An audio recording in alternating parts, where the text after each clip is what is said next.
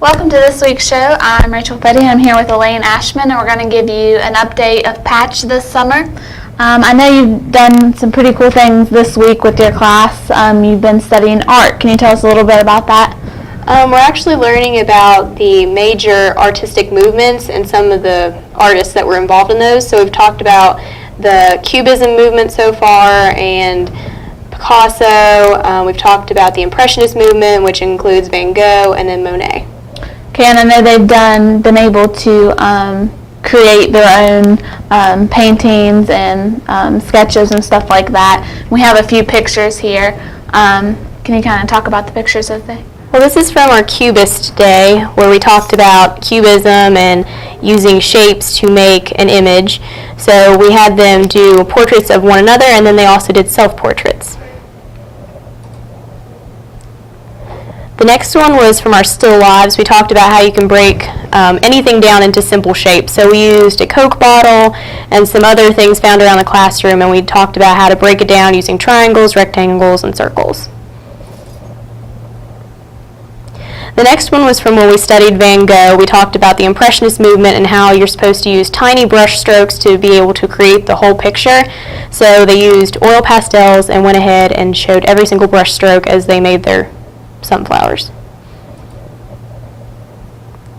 This is from our Monet paintings. They went ahead and they looked at Monet's bridge painting over his pond of water lilies, and then they did the same thing. They did the painting style where you just take brush strokes and you put them all very close together and then you create a picture. So I know they've really, every time I come down, they're really enjoying doing things, and they've been taking it pretty seriously, which I was surprised. We have quite a few that I didn't think had, very many artistic abilities, and they're really surprising me and surpassing what I could ever do, I'm sure, at their age. But this is a pretty cool week that they're enjoying. All right, next let's talk about our fitness. We have our pedometers that we've been doing every week. We're now on the 8th week, and we give them every morning, and they get to record their steps in the evening. Have you noticed a difference in your group about how they want to, take more steps, or they're trying to get their pedometer reading up? They're a lot more active. Anytime they get the chance, they're running around in circles just to get more steps, or we're outside and they're running back and forth, pacing something, so they're moving. Okay, yeah, that's good. We thought it would make a difference, and it has. They really want to get their steps up so that they can record it and have a high number on their thing. We have had very little cheating, which we were surprised about.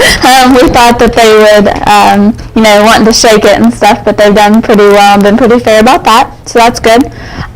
Also with fitness, we do our swimming every Tuesday and Thursday, which is always a little hectic at first, but it's proven to be a lot better. You work with you go in between the really young guys that are really don't know how to swim, and so the second group that are just learning how to swim. Mm-hmm. Have you noticed some big differences since we first started a few weeks ago? Well, the biggest difference is when I'm at the stairs, we have a lot less kids that are having to be on the stairs. They're all moving up and being able to actually go in the water where they can't necessarily touch all the time. Right.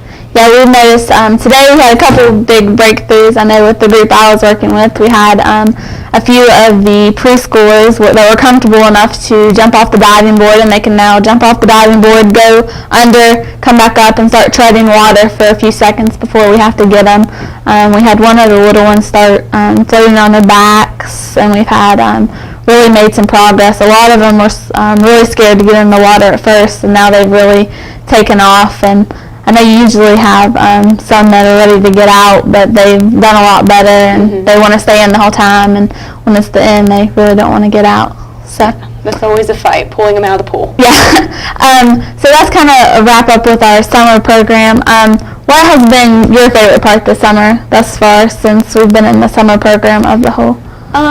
So far, I think my favorite part has been seeing them get to choose their own weekly themes. So they've actually gone from me picking all their themes for them to them actually having some input and voting on it, and then them showing an interest in what their themes are and actually showing an interest in the activities that they're doing. Yeah, that's a pretty cool thing. They're able to be interested but still be learning what they want to learn, mm-hmm. But you can still kind of guide them as need be. So that's cool. This week is our last week for soccer. We have this Tuesday and Thursday, and then we are done. It's come very quickly, quicker than we anticipated. I know we both have a team. You have a 3 to 5 and a 6 to 8, is that right? Have you noticed some improvement since the first day, or any funny stories or anything? Well, I know with the younger kids, the biggest problem was getting them to actually get out, let go of their parents, and participate. We had one boy in particular that refused to get on the field, and by the second or third game, he was out there on the field running around right with everybody else. Yeah, that's always getting them to participate, and once they start participating, they just can't get enough of it.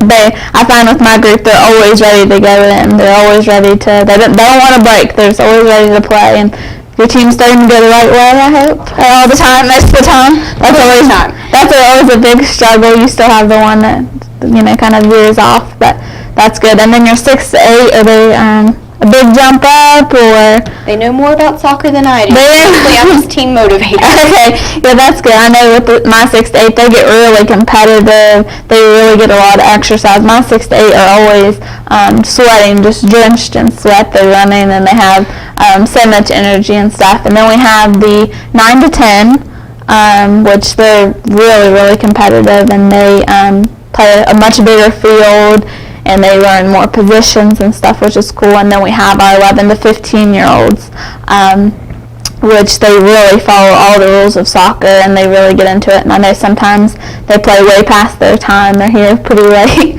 So I want to thank all of our sponsors. We have a lot of people that make soccer happen, from businesses to volunteers to everything.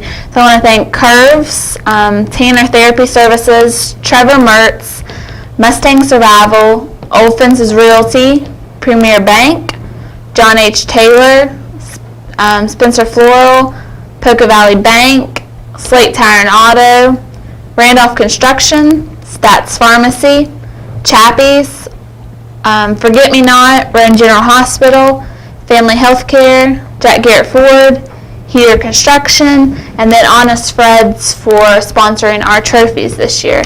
So that's just a list of all the businesses that make this soccer program happen. We have a lot of volunteers that come in and are the coaches, and we really appreciate that. If it was just up to us here at Patch, we couldn't do it by ourselves, and we really appreciate everyone that comes in and provides support to help this soccer program. So I think that's kind of wraps up what we're doing this summer, what we've done this week.